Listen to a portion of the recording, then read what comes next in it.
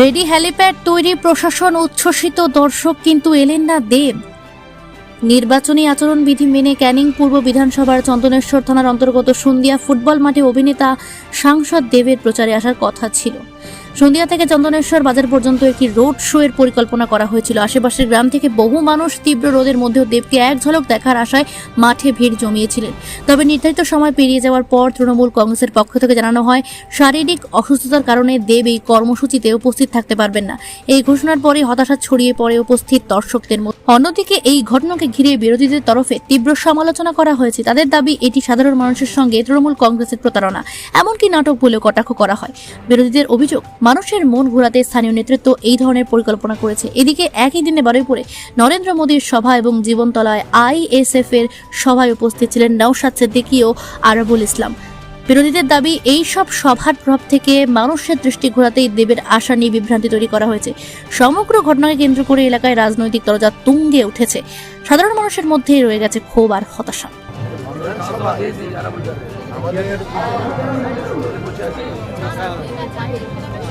আমাদের ইতিমধ্যে দেখছেন যে আমাদের প্রিয় নেতা মাননীয় সরকার সাহেব এসে গেছেন সন্ধিয়া মাঠে। আর কিছুক্ষণের মধ্যেই এখানে অভিনেতা সাংসদ দীপক অধিকারী কিছুক্ষণের মধ্যেই হেলিকপ্টারে চলে আসবে এবং এখানে একটা র্যালি হবে।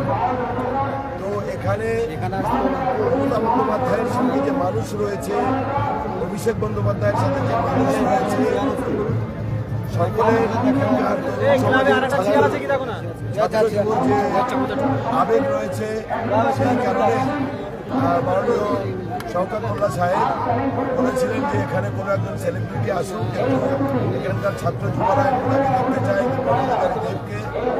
সেই হিসাবে এখানে একটা ছোট্ট র্যালি আছে এবং আগামীকাল আমাদের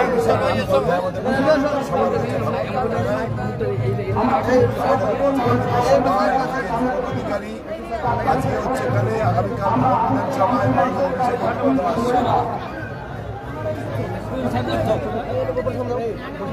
মাননীয় সাংসদ অভিনেতা দেব আর কিছুক্ষণের মধ্যে আসবে। আমরা অপেক্ষা করছি এখানকার ছাত্র যুবরা, এখানকার তরুণ সমাজরা, বিশেষ করে ছাত্র যুবর কাছে একটা হার্টথ্রব হচ্ছে তথা সাংসদ আমাদের মমতা বন্দ্যোপাধ্যায় এবং অভিষেক বন্দ্যোপাধ্যায়ের অত্যন্ত প্রিয় সাংসদ দীপক অধিকারী আর কিছুক্ষণের মধ্যে আসবে। তারই